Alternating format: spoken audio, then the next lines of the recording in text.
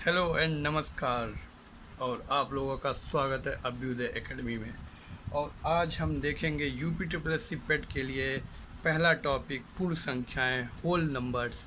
Whole numbers अगर आप लोगों को पढ़ना है तो एनसीईआरटी की बुक क्लास 6 के चैप्टर नंबर 2 में है, शायद चैप्टर नंबर 2 एनसीईआरटी की क्लास 6 की मैथ में है। आप लोग उसमें से जाके होल नंबर, पूर्ण संख्याएं पढ़ सकते हैं। तो आज का पहला टॉपिक है पूर्ण संख्याएं, होल नंबर। तो होता क्या है होल नंबर? सबसे पहले देखते हैं काउंटिंग नंबर या नेचुरल नंबर। काउंटिंग नंबर या नेचुरल नंबर क्या होते हैं? जहाँ से हम लोग गिनती स्टार्ट करते हैं, 1 2 3 4, जीरो से तो स्टार्ट नहीं करते हैं। तो जहाँ से हम लोग गिनती स्टार्ट करते हैं, अगर आपके पास कितनी पेन्स हैं तो आप कहाँ से करेंगे? जीरो से तो स्टार्ट नहीं करेंगे, 1 2 3 से स्टार्ट करके आप लोग बताएंगे कि हमारे पास कितनी पेन है या कितनी पेंसिल्स हैं।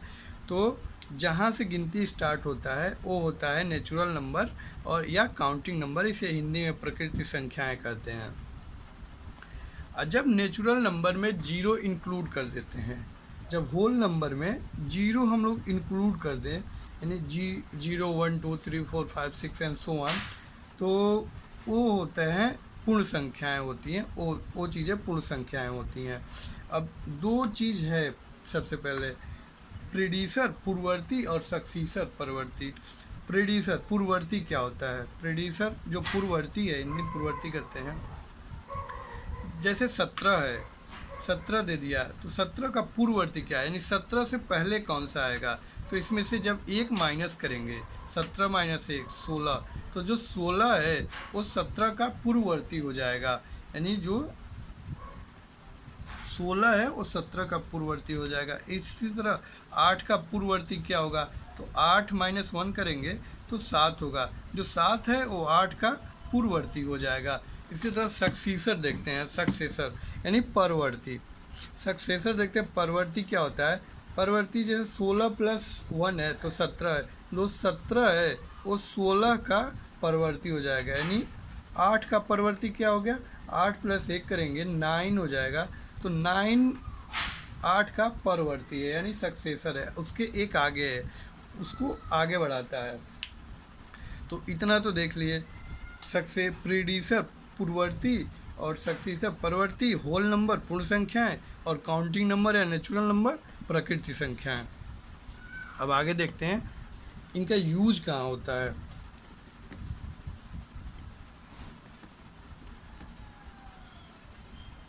हम देख चुके हैं कि एक का पूर्ववर्ती नहीं होता है। अगर एक का हम पूर्ववर्ती देखें तो एक का पूर्ववर्ती क्या है? प्रेडिसर क्या होगा?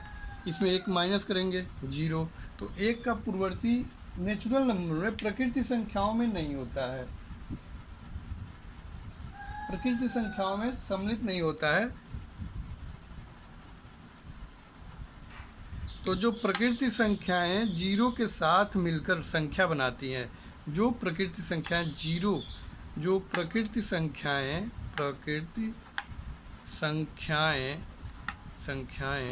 जीरो के साथ मिलकर जो संख्या बनाती है उसे होल नंबर कहते हैं, होल नंबर्स। ठीक है, क्योंकि एक का पूर्ववर्ती नहीं होता। एक का पूर्ववर्ती निकालेंगे तो एक माइनस वन करेंगे, 1 माइनस 1 करेंगे तो 0 आएगा। तो 0 प्रकृति संख्या है नहीं। तो जो जीरो के साथ जो प्रकृति संख्या लिखी जाती हैं, यानी जीरो को इंक्लूड करके, जैसे 0 1 2 3 4, तो इसका लिखा जाता है, वो होता है होल नंबर्स होता है। तो इसे नंबर लाइन पे कैसे डिनोट करते हैं? यानी यहाँ से अगर 1 2, अगर एक नंबर लाइन है तो यहाँ से दाहिने जाएंगे तो संख्याओं की वैल्यू बढ़ती जाएगी, और 0 यहाँ ही एक पीछे कर देंगे, लेफ्ट जाएंगे 1 से तो 0 कर देंगे नंबर लाइन। क्योंकि इसमें माइनस नहीं दिखा रहे हैं अभी, माइनस उसमें आएगा नहीं। अब गुणन क्या होता है? गुणन जब पूर्ण संख्याओं का किसी पूर्ण संख्याओं के योग का गुणन क्रॉस क्लोजर होता है, समृद्ध गुण होता है।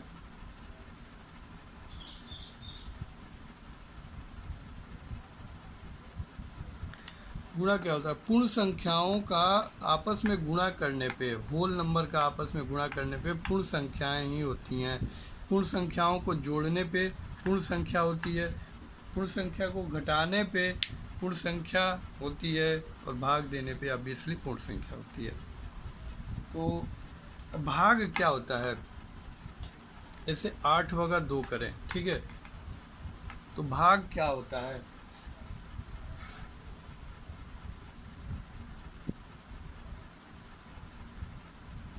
एक संख्या से एक संख्या में भाग देने का मतलब है बार बार इस संख्या में से इतना घटाएं, यानी जब तक 0 ना आ जाए।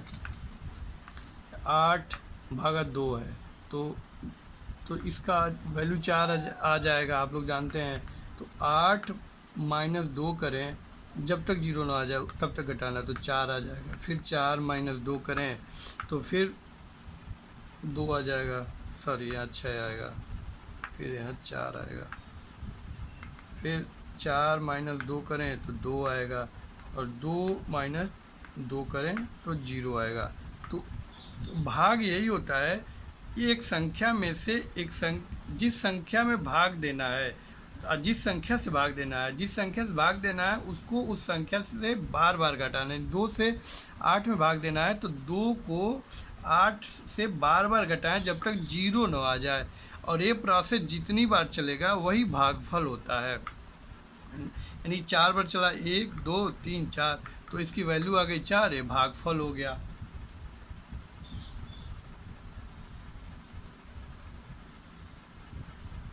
और अगर 2-0 करें, 2/0 करें, ठीक है, तो कितनी, कैसे आएगा? ये होता है, अपरिभाषित होता है, अनडिफाइंड होता है। तो 2-0 0, फिर 2-0 2, 2-0 2 अगेन, फिर जितनी बार करेंगे केवल 2 आएगा। तो 0 से किसी संख्या में भाग देने पे अनडिफाइंड होता है, डिफाइंड नहीं कर सकते हैं, क्योंकि वैल्यू बदल ही नहीं रही है, वैल्यू बदल नहीं रही है, सेम वैल्यू बार बार आ रही है। तो ये डिफाइन नहीं कर सकते हैं कि किसी संख्या में 0 से भाग देने पे कितनी बार आएगा, उसका भागफल नहीं ज्ञात कर सकते हैं। तो ये इसलिए अनडिफाइंड होता है। पूर्ण संख्याओं का जो शून्य से विभाजन होता है वो परिभाषित नहीं होता है, उसको परिभाषित नहीं करते हैं। अब योग और गुण का क्रम विनिमय नियम देखते हैं, ये भी होल नंबर के अंतर्गत ही आते हैं।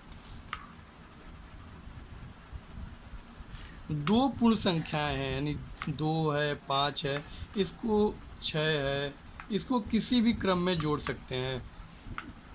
5 2 7, 7 6 13, यानी 6 + 5 + 2, किसी भी क्रम में जोड़ेंगे वैल्यू बराबर आएगी। वैसे ये होता है गुणन का क्रम विनिमय नियम, सॉरी योग का क्रम विनिमय नियम होता है। किसी भी क्रम में जोड़ें तो वैल्यू चेंज नहीं होगा, जो रिजल्ट आएगा वो सेम होगा। और गुणन का क्रम विनिमय नियम क्या होता है? गुणन का किसी भी क्रम में 2 × 5 × 6 तो 60 हो जाएगा, और 6 × 5 × 2 करें तब भी 60 हो जाएगा, और 5 × 2 × 6 करें तब भी 60 ही होगा। तो ये होता है गुणन का क्रम विनिमय नियम। यानी जो गुणा है उसका अगर हम जो जिस अंक का गुणा कर रहे हैं उसका पोजीशन चेंज कर दें तो जो गुणा का रिजल्ट है, गुणा का जो गुणनफल है उसमें कोई परिवर्तन नहीं होगा। ये है गुणन का क्रम विनिमय नियम। पूर्ण संख्याओं के लिए एक क्रम विनिमय नियम, गुणन का क्रम विनिमय नियम और योग का क्रम विनिमय नियम कहलाता है। एक तरीके से और देख सकते हैं इसे, 2 + 5 + 6, ठीक है, तो 6 × 5 11 2 13, और 2 + 5, अब ब्रैकेट से बाहर 6, तब भी 13 ही आएगा, और 2 × 5 × 6 या 6 × 5 × 2, तब भी 60 ही आएगा। तो ए होता है पूर्ण संख्याओं का सहचर्य गुणन। ए होता है पूर्ण संख्याओं का सहचर्य गुणन नियम होता है, और ये पूर्ण संख्याओं का सहचर्य योग नियम होता है। एक चीज होता है पूर्ण संख्याओं में तत्समक वैल्यू, तत्समक एलिमेंट होता है, तत्समक अवयव, अवयव। ये क्या होता है? तत्समक अवयव क्या होता है? यानी आइडेंटिटी, आइडेंटिटी एलिमेंट। इस ए क्या होता है और ये किसे कहते हैं? आप किसी भी पूर्ण संख्या में जीरो, शून्य जोड़ते हैं तो परिमाण जो होता है, रिजल्ट जो होता है वो वही पूर्ण संख्या आती है। यानी 6 में जीरो जोड़ेंगे 6 आएगा, 8 में जीरो जोड़ेंगे 8 आएगा, 22 में जीरो जोड़ेंगे 22 आएगा। यानी किसी भी पूर्ण संख्या में हम जीरो ऐड कर रहे हैं तो वैल्यू वही आ रही है, वही पूर्ण संख्या आ रही है। यानी जीरो के ऐड करने पे वैल्यू, पूर्ण संख्या का वैल्यू जो है चेंज नहीं होता है। तो शून्य को यानी शून्य, जीरो, शून्य को पूर्ण संख्याओं का तत्समक, पूर्ण संख्याओं के लिए तत्समक एवं पूर्ण संख्याओं के लिए तत्समक अवयव, तत्समक अवयव, आइडेंटिटी एलिमेंट है तत्समक या तत्समक कहते हैं। पूर्ण संख्याओं के लिए जीरो जो होता है वो तत्समक होता है, आइडेंटिटी एलिमेंट होता है या तत्समक होता है।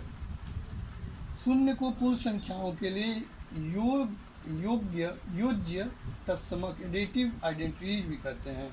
शून्य को पूर्ण संख्याओं के लिए, शून्य को यानी जीरो को पूर्ण संख्याओं, ये आ सकता है क्वेश्चन, किसको पूर्ण संख्याओं के लिए एडिटिव आइडेंटिटीज, योज्य तत्समक कहते हैं। इन जीरो को पूर्ण संख्याओं का योज्य तत्समक कहते हैं।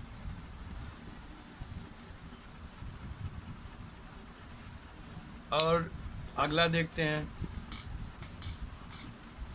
अगर जीरो से किसी पूर्ण संख्या में गुणा कर दें तो जीरो ही होगा। ठीक है, जीरो से किसी भी पूर्ण संख्या में गुणा करें तो जीरो होगा। किसी भी पूर्ण संख्या में शून्य से गुणा करने पर शून्य प्राप्त होता है। तो इसे क्या कहते हैं?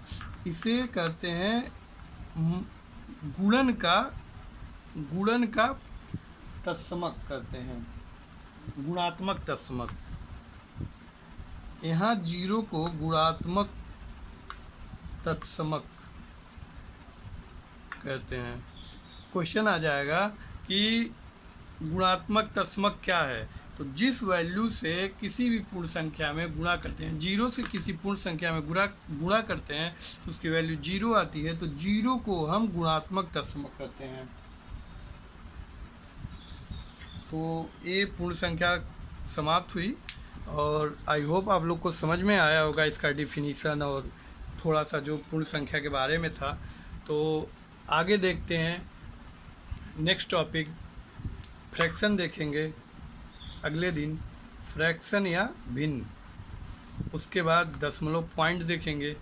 तो आई होप आप लोग को समझ में आया होगा। तो जय हिंद, नमस्कार।